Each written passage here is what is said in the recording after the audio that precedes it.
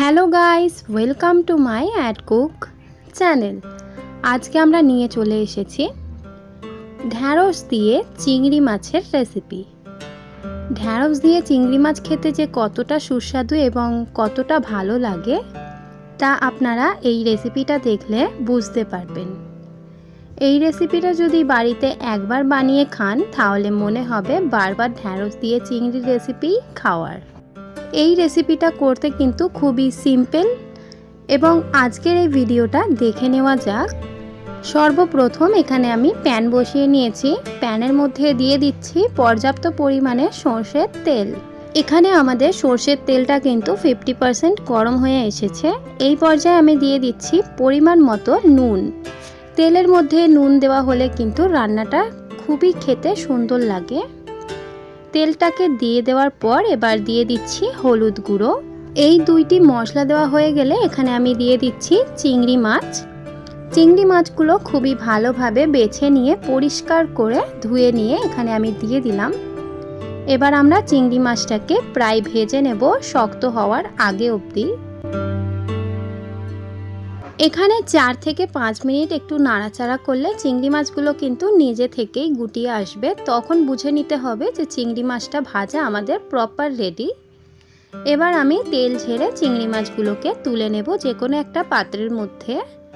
চিংড়ি মাছগুলো তুলে নেওয়ার পর সেই তেলের মধ্যেই আমরা ঢ্যাঁড়স ভেজে নেব। এখানে আমি প্রায় 500 গ্রাম ঢ্যাঁড়স নিয়েছি। ঢ্যাঁড়সের সাইজগুলো আমি এভাবে কেটে নিয়েছি। এবার আমরা ঢ্যাঁড়সগুলোকে ভালোভাবে ভেজে নেব। দেখুন এখানে ঢ্যাঁড়সটার মধ্যেও কিন্তু আমাদের পরিমাণ মতো নুন দিয়ে দিতে হবে। আমি দিয়ে দিলাম স্বাদ পরিমাণে ঢ্যাঁড়সের মতো নুন। নুনটা দিয়ে আবারও নাড়াচাড়া করে ভেজে নেব প্রায় 4 থেকে 5 মিনিট। দেখুন এই পর্যায়েও কিন্তু আমাদের ঢ্যাঁড়সটা খুবই ভালোভাবে ভাজা হয়ে গেছে। এখন আমি ঢ্যাঁড়সটাকে তুলে নেব যে কোনো একটা পাত্রের মধ্যে।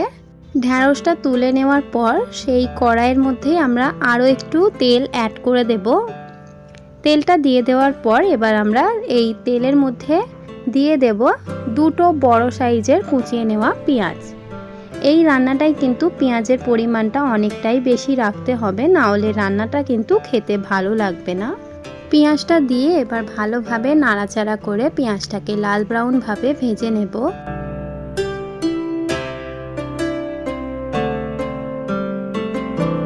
দেখুন এই পর্যায়ে কিন্তু আমাদের পেঁয়াজটা খুবই ব্রাউন হয়ে এসেছে। এই পর্যায়ে আমি দিয়ে দিচ্ছি এখানে স্বাদ পরিমাণে নুন। আমাদের মাথায় রাখতে হবে ঢ্যাঁড়স এবং চিংড়ি মাছে নুন আছে, সেই পরিমাণে কিন্তু এখানে আমরা নুন অ্যাড করব।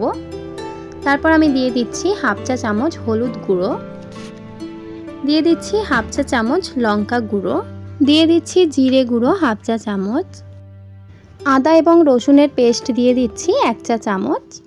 এবার সবগুলি মশলা দেওয়া হয়ে গেছে। ভালোভাবে নাড়াচাড়া করে মশলাটাকে কষিয়ে নেব।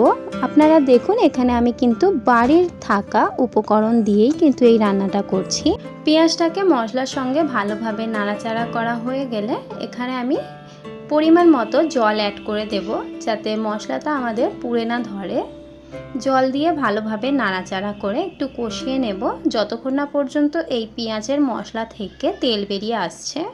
নাড়াচাড়া করতে করতে গ্রেভি থেকে কিন্তু তেল বেরিয়ে আসবে এবং গ্রেভিটা অনেকটা গাঢ় হয়ে যাবে। সেই পর্যায়ে আমি দিয়ে দেব ঢ্যাঁড়সগুলো দিয়ে দেওয়ার পর একটু কষিয়ে নেব যাতে ঢ্যাঁড়সের মধ্যে মশলাটা অ্যাবজর্ব হয়ে যায়। ঢ্যাঁড়সটাকে 2 থেকে 3 মিনিট নাড়াচাড়া করা হয়ে গেলে এখানে ভেজে রাখা চিংড়ি মাছগুলো সেই ঢ্যাঁড়সের মধ্যে অ্যাড করে দেব। এবার ভালোভাবে নাড়াচাড়া করে সবগুলিকে কষিয়ে নেব। অবশ্যই কষিয়ে নেওয়ার সময় কিন্তু যখন দেখবেন কড়ার মধ্যে ধরে ধরে আসছে সেই পর্যায়ে কিন্তু আমাদের এখানে জল অ্যাড করে করে আবারও কষিয়ে নিতে হবে। যখন দেখবেন কষিয়ে নেওয়ার পর এই রান্না থেকে তেল বেরিয়ে আসছে সেই পর্যায়ে আমি পরিমাণ মতো জল অ্যাড করে ঢাকা দিয়ে প্রায় আমরা 10 থেকে 15 মিনিট এটাকে ফুটিয়ে নেব। 10 থেকে 15 মিনিট পর দেখুন ঢাকা খুললাম, কতটা সুন্দর আমাদের ঢ্যাঁড়স দিয়ে চিংড়ি মাছের রান্না কমপ্লিট হয়ে গেছে। এতটাই আমাদের এখানে ঢ্যাঁড়স এবং চিংড়ি মাছের গ্রেভিটা দরকার। এবার অল্প একটু সময়ের জন্য 1 থেকে 2 মিনিট নাড়াচাড়া করে এটাকে আমরা স্টে করে তারপর সার্ভ করে নেব। অনেকই সিম্পলভাবে বোঝানোর চেষ্টা করেছি। যদি আপনাদের এই ভিডিওটা ভালো লেগে থাকে তাহলে অবশ্যই লাইক, শেয়ার আর সাবস্ক্রাইব করে দেবেন। যদি আমার চ্যানেলে আপনি নতুন হয়ে থাকেন অবশ্যই চ্যানেলটিকে সাবস্ক্রাইব করে পাশে থাকবেন। দেখা হবে নেক্সট ভিডিওতে। আজকের এই ভিডিওটা দেখার জন্য অনেক অনেক ধন্যবাদ।